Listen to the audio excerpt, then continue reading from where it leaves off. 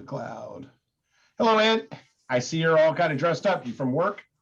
Yeah, I'm working stiff today. Yeah. And so for people that maybe don't know, what do you have? You have a job, which I think some people don't think. And what's your job? Yeah. Yeah, it is funny that people see me at so many races. They're like, "Oh, are you retired or do you work?" It's like, yeah, I have to work to pay for these races, but yeah, I'm a CPR instructor. I have my own business, and my specialty is dental offices. So I teach for dental offices all over Southern California. Today is a little bit unusual. This is my third office today. I usually don't do three in a day. It's usually one or two a day, but the way it works out. So, but yeah, this is my third class in Redlands, and I'll be doing this for a little bit and then heading out and teaching. Yeah. I went down to the Blue, which we'll be talking about in a minute. And I left my house like at 3:30 in the morning. So it wasn't bad, the traffic and stuff. Actually ran into an accident on the Oh, Grapevine, a couple trucks. Nobody looks like got hurt, but shut down. But then when I came home, he disappeared there. But when I came home, oh my gosh, the traffic was just insane. I was like, oh yeah, this is why I don't like Los Angeles, Southern California. Did we I, lose I, you yet? Oh, no, I'm here. I'm here. I okay. just I went. Something popped up on my screen, and I went Yeah, to swipe it away, and I swiped you away. So I'm just gonna, if something pops up, we'll just let it be. But yeah, yeah, I understand the thing about Southern California oh traffic. yeah, But you know what? It's like running ultras. There's parts of running ultras that we yep, don't oh yeah, like, oh I but get it. we deal with it.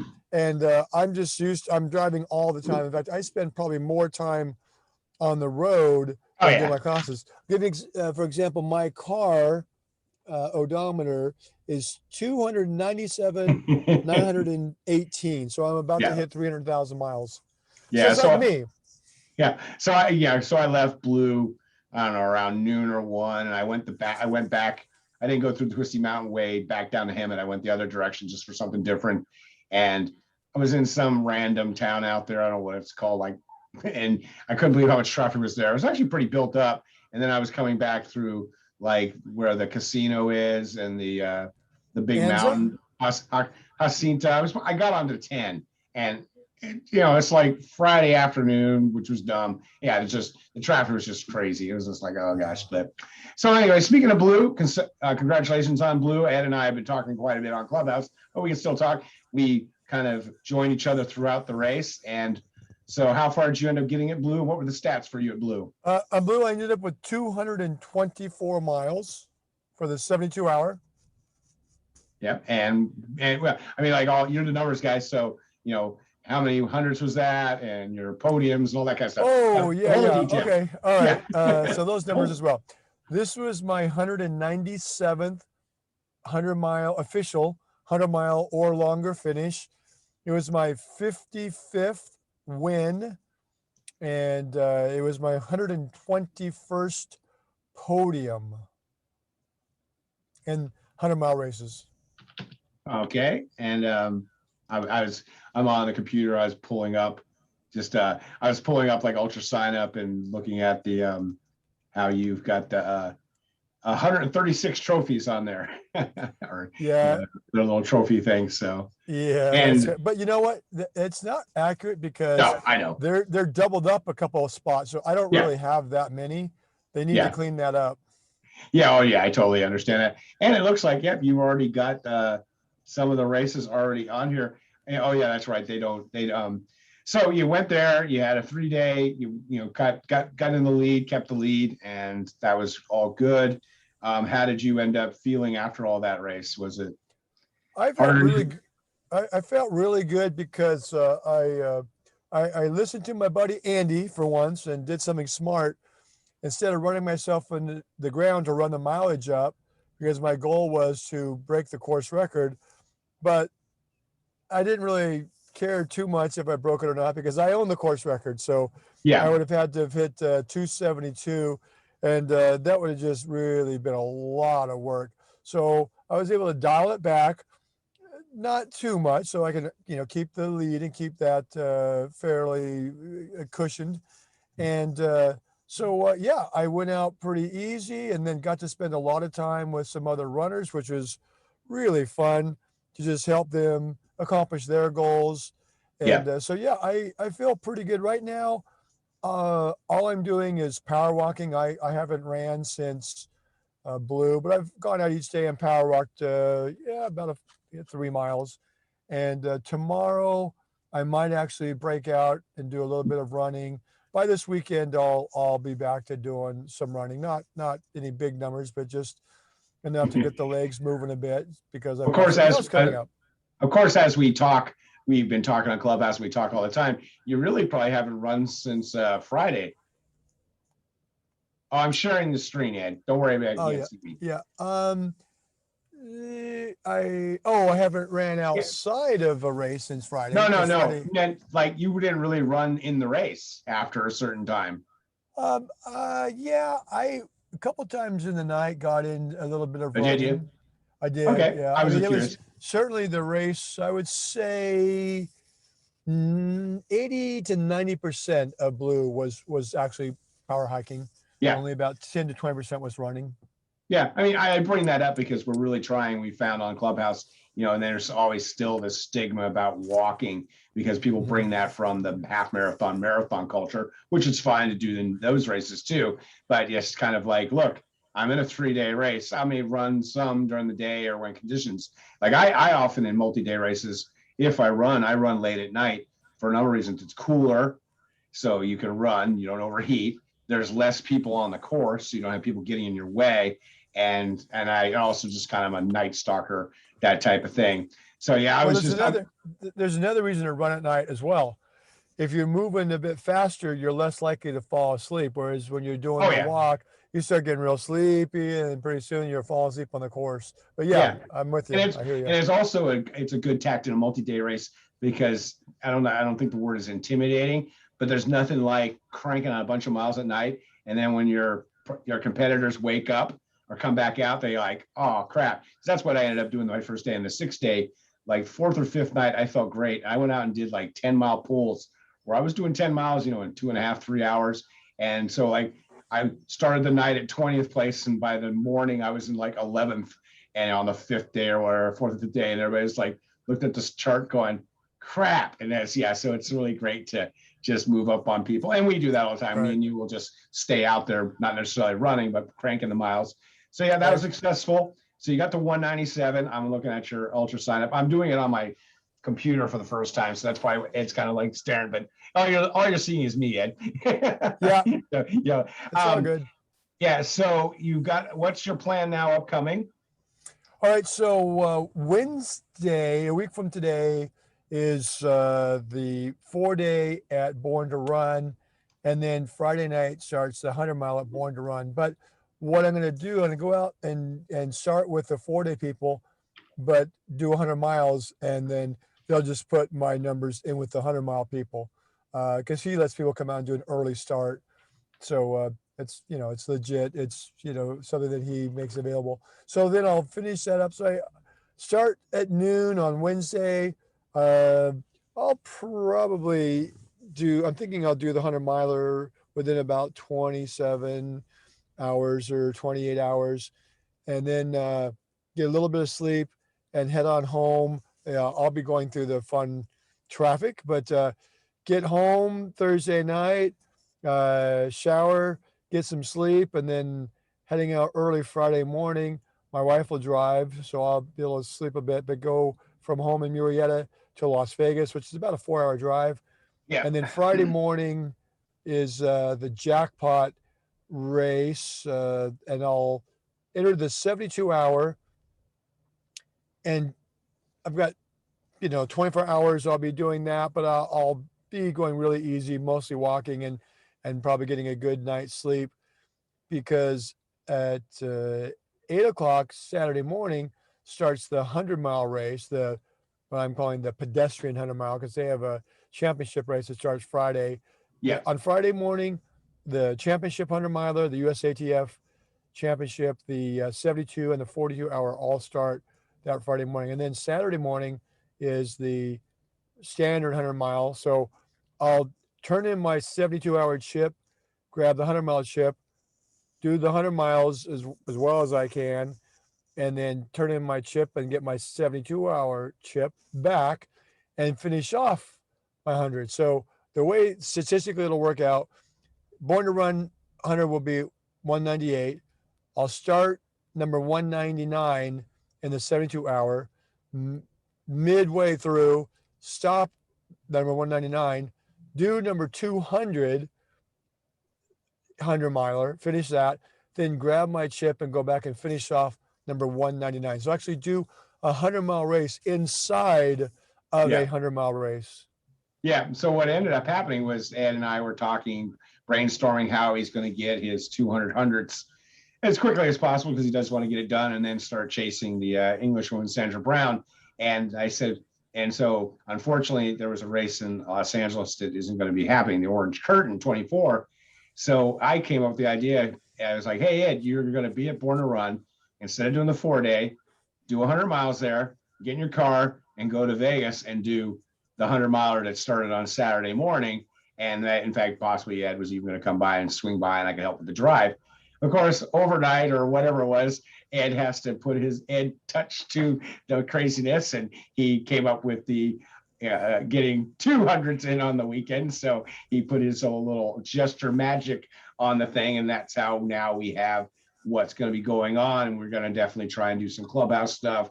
I will definitely be kind of doing some coverage either from home or there. I'm not really sure what's going on. So yeah, so to cap it up, Ed's going to go to Santa Barbara, do 100 miles at the Luis Escobar race, the Born to Run, which is unique.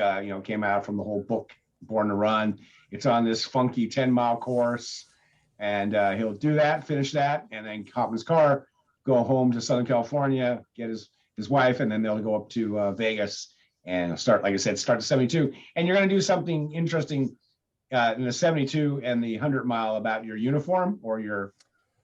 Yeah, I actually, my wife just ordered me 2 new suits. I have my blue suit, but she ordered me a red one and a green one. So I'll be switching out. I'll probably start with the blue, and then when I start the number 200, I'll switch out to red or green. Not sure yet. Probably green. Green's my favorite color. So it'd be cool to get my number 200 with a green suit on. Oh, that's kind of, and we were talking about that, like, great, because then people at the race will be like, at the start of it, oh, it's in the 72 hour, and they'll see him in the blue suit or whatever. And then at 8 o'clock Saturday morning is when I call it kind of like the civilian 100 starts. You'll pop into the green suit, finish that up, and then switch back into either the blue or maybe even throw on the red one, depending on what you want to do. And yeah, so the Jackpot Ultra, interestingly, is also put on by the people who put on the Beyond Limits race. So they've got a yeoman's work, breaking down the Vegas race the Beyond Limits, and now they're going to be at Vegas. But this Jackpot usually is in February, not in late April. So it'll be conditions will be interesting. I'm really blessed to know the race director, and I'd sent him a text, and he got home. He said, Ed, I just got home driving home from Blue. He said, I haven't even changed my clothes for 3 days. Oh, yeah. But he said, yeah, I like the idea of what you want to do. Certainly, you're more than welcome to do that. That'll work. And, just sign up, for the 72 and 100 separately, and we'll get you taken care of. So yeah, I've got the blessing of the race director. That's always important. And so we're ready to go. Yeah. And at the Jackpot, like Ed was saying, there's 200-mile races that are going to start the USTF track and field race, which I pulled up on the screen. It is a championship. We're going to have Zach Bitter there and Patrick Reagan. There's $10,000 on the line in national championship. Jake Jackson will be there as well. Yep. Jake Jackson. And so that's kind of what's going on with that event. In fact, I'll pull up here. Yeah, you've got Patrick Reagan, and so those guys are all, Reagan's gone under 13 hours, and obviously Zach Bitter has the world record. So it should be interesting. And then quite a few age group people will be there. So that'll be also fun. So let's look at your 72-hour people. You got Ed. Hey, you're on the top of the list. And then Nicole Hudson, Tony Moore, Caitlin Johnson. Our buddy Scott Thompson will be there. He was at Blue. Yeah, Scott. And also going a little bit further, the guy who's wearing the cow shorts, what's his name? Andrew Glaze. Yes, Andrew Glaze. Yeah. So He's gonna be those in the guys. 20. I think he's in the 48, I think. Oh, okay, good. I thought he was in the 72. Yeah. Well, Scott will definitely be some competition because he took third at the Blue 72 with 202 miles, Yeah. and he, he'll have a whole extra 24 hours or so to run that I'll be in another race. So it's not likely I'm going to be competitive with him, but it'll be fun. What'll be Yeah. fun is finishing my 100 and sometime, hopefully early Sunday morning, and then the 72 will continue until Monday morning. So then I'll have a job, which will be to try and one at a time cast my hook and reel people in and try and work my way up the list. So that'll be fun for me. It'll be fun to see how far up I can get back, on that 72 hours. See if I might even be able to podium, which would be pretty darn cool if I could start a race, take a break, Yeah. run 100 miles, come back, and still be able to podium. I'd be pretty jazzed about that. And Yeah. again, that I would was be just number 200. So I was looking on the screen and just seeing you, showing you here on the 100 list with yeah, Ryan Grieve and Anthony Beebe. Most of the people are not familiar with the runners, and so interesting. Yeah, and Jackpot is in Vegas, and one of the things that's interesting about that course is all the races run a 2.5 mile loop. There's a combination of dirt, sidewalk, grass, kind of like Blue, not like Blue, but yeah, just a bunch of different surfaces. Where the similar. 100 mile course, which I actually like, the USTF 100 mile course, they're actually on a 1 mile loop, so it's not as congested for them. They only share a couple hundred yards with the rest of the race. But it's kind of nice if you're in the U.S. track and field race, you get to see everybody, but they're not in the way. And there's not actually even a lot of people in the U.S. track and field race. There's only 43. I went there a couple of years ago. I haven't had much luck at Jackpot, but I was there a couple of years ago, and me and Fast Eddie Rousseau, who's now 80, he's going to be there, and he's 80, 81 or so. Yeah. Me and him were going back and forth. He's going to be, he's still, let's see here again. He's in the 70 plus age group. But anyways, we were going back and forth, and we often do in races. But then around 62, 65 miles, I realized, because back then we were only giving us 30-hour cutoff, and I realized I'm not going to make the cutoff at 24 hours. So I decided to pack up and go home. It snowed that year. And then What? huh? It snowed at Jackpot, actually? Well, there were a little bit of flurries in the Wow. evening, and it was really cold. And then when I was driving home, Vegas got snowed in that year. Wow. That was 2019, I guess. Yeah. So when I got back to Bakersfield, if I hadn't left Vegas, I would have been stuck in Vegas. And then unfortunately, when I got back to Bakersfield, I was following the results, and Ed ended up missing the 24-hour cutoff. And me and him were neck and neck. Now this year they've got a 34-hour cutoff, which is more favorable, and I'm tempted to come and do it, but then I don't know how I'm going to do on that. So we shall see. So that'll be great. We ends up, my proposal was you're going to do Born to Run, and then Jackpot, you get 199, and then you have to find another race for 200, but now you'll get it all taken care of in one weekend, 1 week. Yeah. So. And it's interesting because originally we talked about making number 200 Nanny Goat, which is kind of my hometown race. And I've been to all, this will be the 12th one. I've done 100 miles at all of them. And it was actually also my first and second 100-mile race. Actually, it was my first ultra I ever did was Nanny Goat, the first year they held it. So yeah, it has some nostalgia to me, but then we didn't know if it was going to happen. They still didn't get permits. Then after I made this whole plan of this, then it comes on that they're doing it. It's like, you know what? That's fine, because I'll end up being, maybe Nanny Goat will be number 202. And that's still a good number. So yeah, I figure you'll probably sneak in one or two more between Nanny Goat, since Nanny Goat's not till the end of May. Yeah, exactly. Well, my plan after Jackpot is get one in early May, and then Nanny Goat. So that'll be 201, then 202.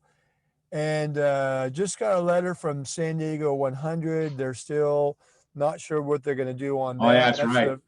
That's the first weekend in June. I'm on the wait list, but they're hoping to be able to get the wait list people into the race. They can't say yet. So that might be my early June race, and then I'll have to look for mid to late June. There is a race that I like to do. It's in Las Vegas. It's called the 100. No, it's Running with the Devil. And Mhm. unfortunately, the race director, she doesn't list it on Ultra Sign Up, and so doesn't really get a lot of people to come out and do it. It's a nice race. It's all on pavement.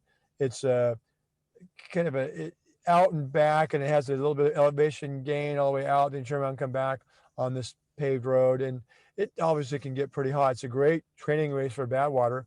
It's too bad more people don't know about it because you can't car crew there. You obviously, that you lose that benefit of it'd be a great place to get a crew up to speed, but it's still it's a good race to get some heat training in. So I'll probably do that one later June. Yep. Then I'll just find an early July race. June 19th. There you go. Yeah. All right. Pulled it up here for you. Yeah. Yeah, they might even have a picture of me in there somewhere. Maybe, I don't know. I know in the past they've had a picture of me in their Yep. There you are. little. There we go. Yeah. All right. Yeah. I was just kind of looking that up because I have heard of that race. So you said it's on a paved loop or what? How? It's a paved out and back. So if I remember right, Okay. it's like 8 miles out and back. So you do it like I don't know what the math 12 is on times or that. so. Maybe Yeah. it's more than 8 miles. Yeah, you've got some information there, but it's a nice race. I've done it probably 3 or 4 times. It used to be called Labor of Love, and she would do it in April because she had the Running with the Devil around Lake Mead in June. Then they pulled her permit for doing the race in Lake Mead. So then she shifted it to this location outside of Las Vegas and shifted it to June. And it's at a little bit of, I mean, not much, but it's, I think, at 2,000 up to 4,000 foot of elevation. I'm going by memory. I do so many races, and it's been probably 3 years since I've done hers, but something Ed, like that. you may not want to do this race. I'm clicking on it and it looks like there's just 100K. Did she knock out the 100-miler? Yeah, because here I'm they not only show the surprised. 100K, and then when you click on this Yeah, 100-mile pacer crew rules, it yeah, says runners in 100K may only have a pacer crew. Okay, yeah. She I don't must have see. knocked out the 100-mile. I could see that because she didn't get very many people coming out to it, Yeah, and I think part of that is she's just not getting exposure to a lot of people that only know about finding races through Ultra Sign Up. There are other, like Run 100s is a good place, a good resource for other yeah, races, like the Silver Moon. That's yeah, a great program they yes, put on, but they don't list their race on Ultra Sign Up. So I yeah. could see that. I'm not all surprised that she had pulled out the Yeah. 100-miler. Well, here it talks about like you said, it's at 4,500 feet, so it's about what Blue was up there in the mountains above Palm Springs. So it is a 4,500 foot elevation and desert kind of conditions, but yeah, it's got marathon Well, 50K. I'm out because Yeah, I'm pretty much a 100-mile snob. So if it's not 100 miles, yeah, well, I have a strange dichotomy. 100 miles or bigger, or marathons. yeah, Because I like marathons because that's where I cut my teeth, and I'm really I consider myself really a road runner because I've done so many road marathons, and that's where I, kind of had my upbringing, you could say. But yeah, if you were to look at my ultra signups, I've probably done 3 or 4 actual 50Ks, and maybe about that many 50 milers. Many times, in fact, like the race that you're part of, Celtic, I didn't set out to do a 50 miler. I started out in the 24-hour and yeah, just was having some health issues and dropped down and got a 50-mile finish. But yeah, I don't know that I've maybe once or twice I've actually signed up for a 50-mile race. yeah. Even Well, even 100K. me and you ware a lot. There's many things we're like the not drinking and married, but I'm also that way in that my 2 favorite races that I tend to want to do is half marathon or 48 hours. Yeah. Because marathons, I mean, nowadays, they're taking me 5, 6, well, probably now more 6 hours. And so it's kind of like, that's a lot of time out there. Plus the races when you're out there at 6 hour mark, they're shutting down, they're opening the streets up, they're shutting down everything, and you just don't really feel being part of the race, which I really want to work with race directors more and more to try and make it more inclusive to walkers and the slower people. We've had this conversation before, but like, hey, if you got a 6 hour cut, a 4 hour cutoff in your half marathon, that means until the 4 hour mark hits, that all the aid stations are open, the finish line has all the trappings and people, the announcers there, everybody's there, because it's just not fair. I've seen so many people I've helped come in at the 3:45 mark. You come in and tumbleweeds are going across the road, and Right. it's just not cool. I know when you go to marathons, you finish a marathon and run out and greet everybody and bring in the last person, and I kind of sort of do that. So I like half marathons because it's 3 hours, which is what I used to do marathons in. And then I like the 48 because I'm competitive in the 48. I don't like the 24 at all because I get somewhere between 80 and 93 miles and don't feel like I accomplished anything. And then, of course, 100-mile races are okay, but, I got to work hard to make the cutoffs in those too. Like I'm doubting whether I could go to Jackpot and do it in 34 hours. I mean, I should be able to more. It's just in the old noggin. So, yeah, I was looking at here on the 24-hour performances. And gosh, Jacob went there and did 135 miles. Yeah, he totally skewed the whole results page there, didn't he? Who's You're after still on the him? bottom. You got 117 and 116, so you're holding on. I gotta jump up above 120 so I can stay. I don't get bumped off this year. No, you can stay. You can stay where you're at. There. I mean, you got your 11th in 2011, 2012, 117, 116. So you're still on there, and then of course Jake's listed on coming out, and so that should be. Oh wow. Oh, Marissa's going to be there, and I believe Marissa's going to be at Jackpot. Yes, she will. Oh, in the USATF. Oh, she'll probably smoke it for the women. She's so fast. Yeah. Of course, you were with her at 3 Days of the Fair where she broke that record. Yeah. She broke the 48. And the pressure. I mean, imagine you're in a race, and of course you run your own race, but still you look at your competition. So she's running against Camille Herron, which is she's a world record holder. Okay. So Marissa's running and, in second place, but really doing well. If it wasn't for Camille being there, she would, just be killing it. But everybody's seeing Camille and go, wow, look at her go. And then Camille had a little bit of a injury issue that popped up around her 100K mark. And then she was out. And it just goes to show you run your own race and you stick with it. I mean, look at what happened with me at 6 days at ATY with that Canadian guy who's set all kinds of Canadian records. Yeah. He was way ahead of me, buddy. Oh, yeah, like 70 miles. Yeah. But he ended up, dropping out after the third or fourth day. Don't remember. And then, even though I was way behind him, it took me a day to catch up to his mileage, but I was with you at that race, and I remember whipping out the calculator and doing the calculations. Okay, you got to go this fast and keep on moving, and as long as he doesn't come back out, you're going to catch him at X point. And it's like just doing this funny ultra math. In fact, what's kind of cool, it's kind of nice having to share the screen thing. Then people and one thing that's interesting is Marissa's going to be at 6 Days of the Dome in the 48 hour. Oh wow. So she must be going to try and get something better. And speaking of that, are you going to be at the Dome? Probably not. And here's why. Here's probably the biggest reason. I would love to be there, but I just got into a race that is going to cost me a lot of money, and that means I don't have money to spend going to the Dome. So.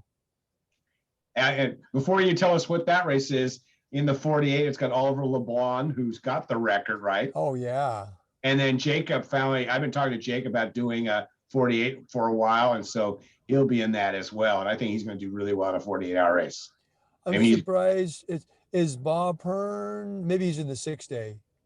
Is he doing it this year? Let's pull it up. Yeah, that was just the 48 people. Entrance. Yeah, I would love to go out, and you and Bob Davidson have been talking to me about getting my Centurion, which is, for those who may not know, that's doing 100 miles under 24 hours, but walking. And there's a judge that makes sure that you're walking the whole time. The good thing is you don't have to do the Yeah. You can race have a walking soft knee. stance. You can have a What's that? soft knee. Well, I mean, what Yeah. you should do, but you could never do this because it would kill you, is you should just go on the day the judge is going to be there and do the 24-hour and knock out the Centurion. Yeah. Well, that's what Bob was wanting me to do is go do that first, because I guess the way they have it set up there, there's a 24-hour, then a day off, and then there's the 6-day. Yeah. So I think he was saying, well, go out, knock out the sub 24-hour 100 Centurion walk, and then Well, stick the around and do year, the no, 6 what, days. well, the year that I was there 2 years ago, when Yolanda and Anthony both got the Centurion Club, being less than 100 people doing it, they actually did it on day one of the 6-day. And then they kept going, which was really crazy. And then Yolanda ended up getting 413. What I was saying is, if the guy's going to only be there like on the Friday, because the 6-day doesn't start till Sunday, but like he was only going to be there on the Friday, just you go and just do the 24-hour race and don't do any of the other races. But I can't imagine you did it. I pulled up the 6 days. Interesting. There's not a lot of people in the race right now. Probably kind of waiting to see what's going on. So Joe pops up.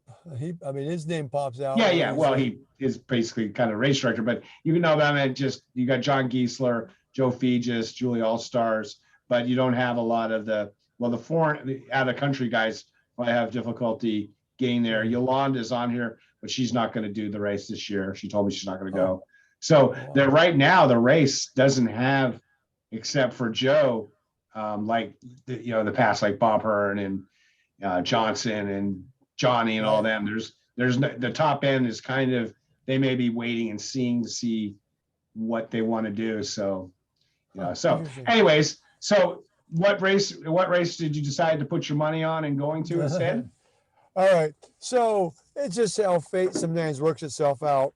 I was looking at, all right, and I still need to find out if Sandra Brown really is a 205. She's kind of this mystery woman because, she's legit. She's definitely done the races, but you can't find her race results on ultra signups. I mean, she's got like one or two. And then even the DUV, which is the European equivalent of ultra signup, and in some ways even better, I suppose, that's got pretty much all my races on it. But even hers are very few of them on there, and she's from Great Britain. So I need to confirm what her numbers are, if she really is at 205. But that's what I'm thinking right now. She's at 205 as far as I know. So what I need to do to break that is, of course, get 206. Well, as I was looking at how things would play out with my races coming up, it looked like I could have number 206 somewhere in mid-July. Well, mid-July is a very famous race. It's always sometime in July. It could be beginning, middle, end, because it's always corresponding to the full moon phase. But Badwater is there. But I didn't get into Badwater this year because I had applied last year, got in, and then when they canceled, they gave those of us who were in an option to defer to 2021 or 2022. I took my 2022 deferral, so I'm not on the entrance list. Yeah. And I thought, man, it'd be so cool to make Badwater the race. And also it'd be my 10th Badwater. So I thought it'd be so cool to make Badwater my 10th or my 206th race. But, they've already filled the roster and, maybe there'll be a drop. Well, Monday, I received an email that went out to the deferred people, said, hey, we have an opening and we're giving you guys first shot at it. You've got, it's first come, first serve. And if one of you don't take it 3 days, in the next 3 days, then we'll open it up to the other applicants. And so I waited a day and thought about it, and even then wasn't able to commit. So I sent the race director, Chris, an email. Hey, is that opening still there? Just so he'd know that, I'm interested. And then I'd find out if he said, sorry, Ed, you're too late. We already gave it away. But he got back to me and he said, if you want it, it's yours. And so took another day, thought about it, and talked to the boss, which is my wife. And that was a long, interesting conversation. We'll just leave it at that. But finally, she's, saw that it would be beneficial to get the notoriety on my record-breaking 100-miler Yeah. there versus some other, obscure race.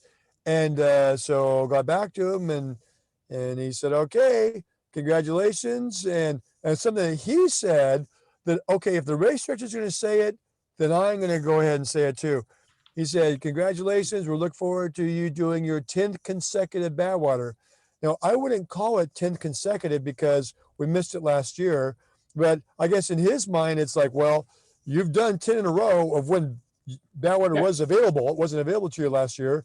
So if he's going to call it 10 consecutive, then I'm going to call it that as well.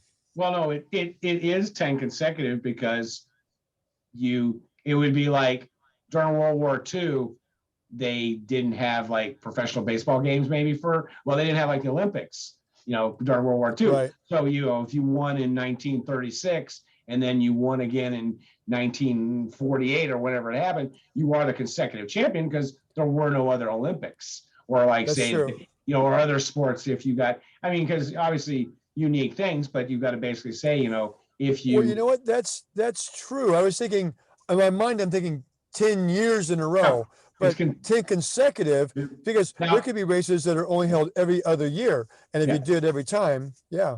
Yeah. Well, and also, like I said, when there was a Badwater, you've been at the starting line and you finished. Yep. 9 years in a row. And this year will be the 10th Badwater that the 10th one in a row. And you'll be at the starting line. You get to the finish. You've done 10 consecutive Badwaters. Yeah. Because if a race doesn't have, sometimes races don't run every year. So, yeah, no, that'd be good. I just pulled up here to Badwater. So that'd be cool. Congratulations on that. I pulled up the excellent article on Sandra Brown that's on the ultra running history. And what it is in England, there's a lot of these, there's races, but they also just have these clubs, the Long Distance Walkers Association, where they like walk from one city to another city, and it's an organized event. Kind of like, well, you got credit for it. Kind of like how we had the Bakersfield Ronald McDonald House. We ran from Bakersfield to Fresno. And so I think in England, because and you can see a little picture here of them hiking on a picturesque kind of thing. And so I think she racks up, and you have to carry a pack and clothing. And so it's kind of like a hike run. And she's, done those, and those aren't probably on any real database because they're more like in cycling. See, this is where you'd have an issue, not an issue, but like in cycling, they have century rides, but those aren't going to be listed in like competitive cycling events. Sure. Like, and so like they have centuries and double centuries, and people rack up those. And then she does, then also there's more of these European, says walking event are typically not races, control group walks, and then she's done some multi-days. So that's kind of, I think, where she started when she was 33, but so she racks up a lot of those kind of events, because that's just kind of more what you have over in Europe and England than here in America. They have a much more tradition. Here in America, we got to call everything a race, I guess, is what it's kind of getting at. So, so you've got the Badwater, and when is it? July 19th to 21st. Yeah, so July 17 is my 39th wedding anniversary. Well, there you go. You're going to make it this time. And July 20 is my wife's birthday. I'm not going to say the number, but it's her birthday. So, once again, my poor wife, she's going to spend her birthday and anniversary out in Death Valley, just helping her husband, go for a goal. So that shows you how committed of a wife I have. Yeah, well, I mean, technically, your anniversary is before the race starts. Of course, most people don't know kind of the logistics of Badwater. You have to get out there. The race traditionally starts on Monday, right? Yeah, but you have to get out there on. Well, you can tell me how does Badwater go? Yeah, like so the check-in, it's a mandatory check-in on Sunday, and then the race doesn't actually start until Monday night. Yeah. So, so you check in, it's hurry up and wait. You check in, there's a lot of people, it's fun, it's like a family kind of reunion thing, and it's great. And then you go to your hotel, wherever it is. We always, you guys ready to start? It's up to you. Okay. We just got dinner. If you want to join us, All right. we're going to eat and then we can get started whenever you want. All right, sounds We're good. ready. I'll be in a bit. Thanks, guys. Yeah. So my dentist was just telling me they're ready to start. So Oh, which yeah, is a no little bit problem, early, bro. but that's good. I'll get home a little bit early. So anyway, I'll come in when I'm ready to. They're cool because they said they just got dinner. So they said come in and have dinner with us. So I get a free dinner Go eat. as well as nice. And so anyway, you check in Sunday and get all your the logistics and gear stuff, whatever. Yeah. You go to your hotel, and then you check out of the hotel, and then you've got all day to wait around, and the heat, and it's like your nerves are, you're like, you want to get out there and get started, but you can't. You think, oh, okay, I'm going to take a nap. No way, you can't take a nap because you're all hyped up. And so you're just waiting and waiting and waiting, and it's tough. Yeah, those of us who have done both the night start and the morning start, I've done 3 or 4 of the traditional morning starts at Badwater, and then now maybe 4 or 5 of the night starts. And you would maybe think, well, if you do the night start, then you don't have to deal with all that heat. But you know what? You've trained for the heat, and you should be able to handle it. sleep But the deprivation problem is far is, worse. Yeah. you have 2 nights of no sleep if you're running at my pace. Now, if you're a Pete Kostanick or one of the fast guys, all right, you have 1 full night, and then you finish up, early on in night 2. But so it's a killer that second night. You know that you've been out there, you've crewed for Carla. And it's just it's a slugfest on that second night. Yeah, getting through that. Yeah, I was going to say before I'm going to let you go, but yeah, my experience, like Ed was talking about. So Carla is in Vegas, but yeah, you end up like, we got a hotel outside of the area because the hotel there is pricey. So then we had to drive to the main hotel for the bed pickup on Sunday. Then our runner, the people we were with, they actually wanted to go to the starting line. So you're driving more, and you go in there and it's hot and miserable. Then you finally get back to your hotel. And then, like I said, the race doesn't start till, the nighttime. And the reason it does that is because that one lady who's in charge of the park deemed it too dangerous, even though no one's ever died or gotten hurt in Badwater. A bunch of people traveling, tourists have died out there. So then they have this night start. Well, even a park, that's what's crazy. Even a park ranger, at least one, has died. So one of her own crew, but nobody ever in the races have died. But yet, they had to exclude us from that. And so we end up, and then and then if you're not fast, so you end up sitting around all day waiting for your start, and then you're up all night. Well, the only good part about it, the one thing I kind of like about, I don't really like the night start because it's not tradition, but also one of the things that's interesting with the night start is that at least the elite guys have to run all night. Yeah. And that's the same thing at UTMB. I like the UTMB because the fast guys actually have to run at night. Because I remember one time watching Anton Krupicka, which amazingly everyone still talks about, even though he hasn't probably run a race in 10 years. But they were interviewing one time before Western States, and someone asked Anton, they go, so Anton, how are you going to deal with running in the racing at night? And he just kind of smiled and goes, well, I'm usually done. Because Western States, Western States starts at 4 a.m. So 5 a.m. 5 a.m. and he's done before the sun goes down, or that's the goal. And I just remember going, yeah, it must be nice. My best 100 is 26 hours. So and the thing about the night start is, you're right. People are like, oh man, I wanted to have the traditional Badwater start in the morning, go through that worst heat of the day, going through stovepipe wells and going up the pass, but it's the way it is, at least well, now you said you did 3 or 4 of the traditional, and so now you're more of them in the night starts, huh?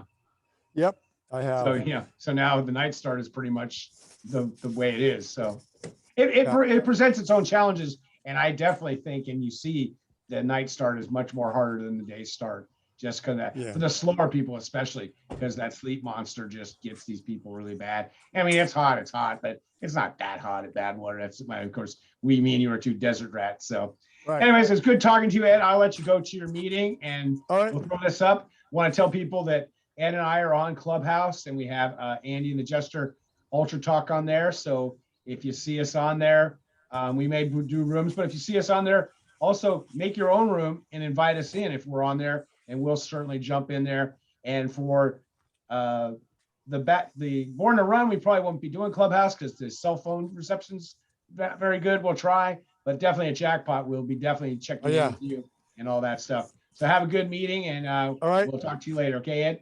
All right, Andy. We'll see you.